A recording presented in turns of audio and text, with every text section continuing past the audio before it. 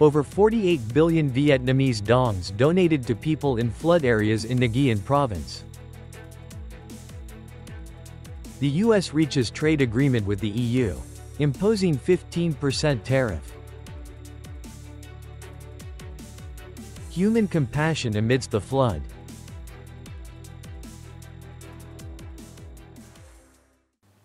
Hello, so good to see you again in today's news by Nghe An Press and Broadcasting Agency. I'm Hoàng Yên, and here we go, the first headline of the show. Due to the impact of Typhoon Weaver and its aftermath, Nghệ An Province, especially the Western Camels, has suffered heavy damages. As of 4:30 p.m. on July 28, 2025, over 60,000 organizations and individuals have contributed cash and transferred totaling more than 48 billion VND to help people recover from the flood and soon stabilize their lives.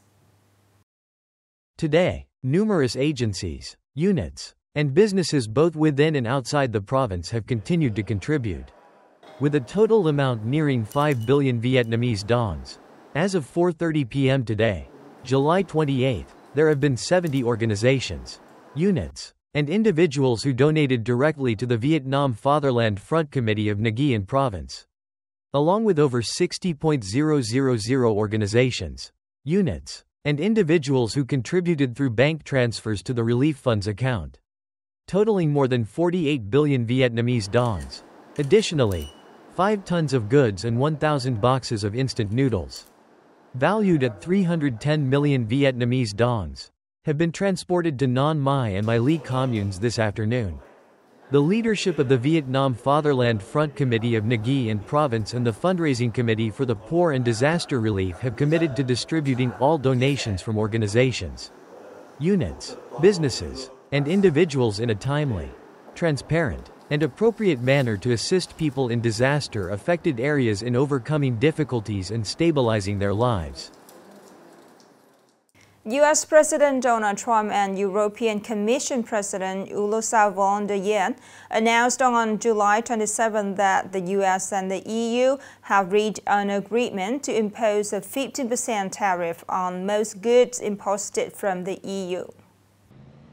President of the European Commission Ursula von der Leyen stated that the 15% tariff will be widely applied and emphasized that this is the best tariff the EU could achieve. Based on this agreement, the EU will purchase $750 billion worth of energy from the U.S. and invest an additional $600 billion in the U.S. compared to current levels. Additionally, all EU countries will be allowed to trade with the U.S. at a zero tariff rate. I believe this is the largest agreement ever signed, Trump told reporters, praising the EU's plan to invest in the U.S. and significantly increase imports of U.S. energy and military equipment. Furthermore, both sides agreed to eliminate tariffs on key items such as airplanes, certain chemicals, semiconductor equipment, some agricultural products, and important raw materials. For steel and aluminum, the U.S. will maintain a 50% tariff and is still negotiating further on this. The Cambodian military reported that clashes are still ongoing in the border area this morning, despite the leaders of Cambodia and Thailand preparing for a peace talk in Malaysia. Cambodian Ministry of Defense spokesperson Mawe Sochida stated, even with a special prime ministerial meeting set to take place in Malaysia to end the conflict. At 3:10 a.m. on July 28, Thailand continued to attack Cambodian forces at the Ta Mon Tam Temple and Ta Krabi Temple. Meanwhile, the Thai military released photos on the morning of July 28 showing their soldiers dismantling a temporary cable car system that Cambodia built on top of Phu Makwa in the disputed area.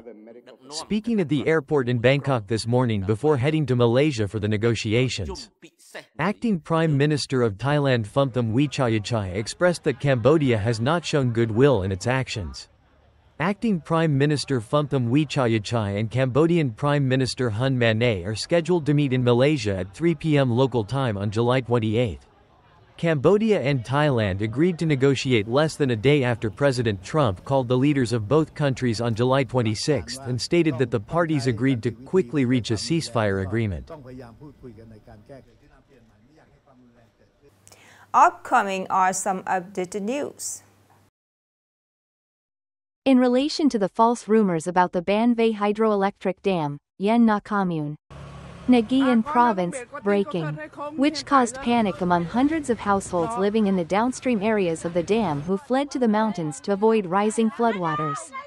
A task force from the Internal Political Security Department, in collaboration with the Truyen Commune Police, conducted an investigation and summoned the Facebook account owner who spread the rumor. At the police station, this person stated that he heard residents shouting about the dam breaking. And although he had not verified the information, he went live on his phone to inform others. After realizing the information was false, they proactively removed the post. The Truyen Commune Police are continuing to compile a case for legal proceedings.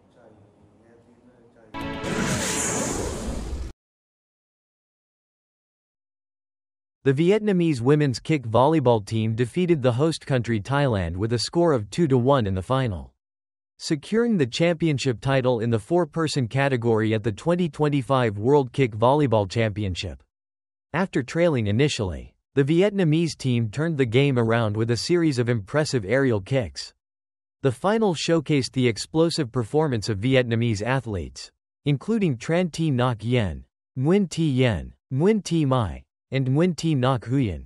This marks the third time the Vietnamese women's team has won the world title in the four-person category, following victories in 2022 and 2023.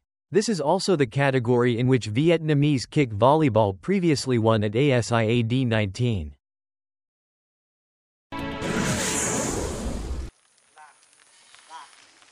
Recently, the Vietnam Buddhist Sangha visited Xieng Quang Province, Laos, for meaningful activities. This trip included the groundbreaking ceremony for the first Vietnamese pagoda in the area, named Hu Gi Pagoda, showcasing the influence of Vietnamese Buddhism in Laos. The Vietnam Buddhist Sangha appointed Venerable Thich Tho Lac as the abbot of the pagoda. The visit featured several compassionate activities, including presenting gifts to war-invalid mothers and families who supported the revolution, organizing a lantern festival for world peace, holding a memorial for fallen heroes, and a cultural program honoring Vietnamese and Lao martyrs. Recent days, heavy rains and flood have severely devastated the mountainous areas of Nghệ An Province. Amidst the loss and sorrow, we will still witness the shining compassion and warm sharing from the community. The reporters from Nghệ An Press and Broadcasting Agency would like to share with you some touching moments amidst the hardships, where sharing has become a flame warming the hearts of those affected by the floods. More in the story.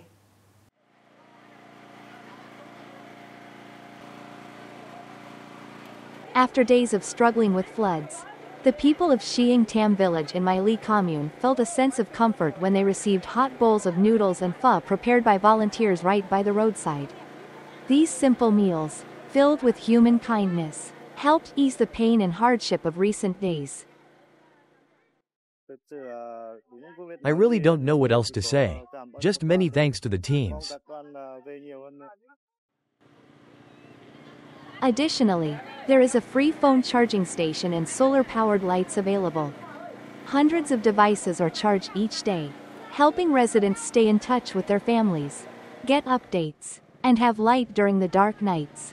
Meanwhile, from Hue City, a group of 11 young people, led by Nguyen Ngoc Nhat Hoang, has traveled a long distance to assist the flood-affected areas in western Nghệ An for the past 4 days. They brought hot meals, warm bowls of pho, and meaningful gifts for the locals. We noticed that many families were without power, so we set up this free charging station. These small actions, filled with great compassion, help the flood-affected people feel warmer during these difficult days. Not only did the volunteers bring food, but they also provided light and electricity, helping the residents feel less alone in their struggles and igniting hope for a better life.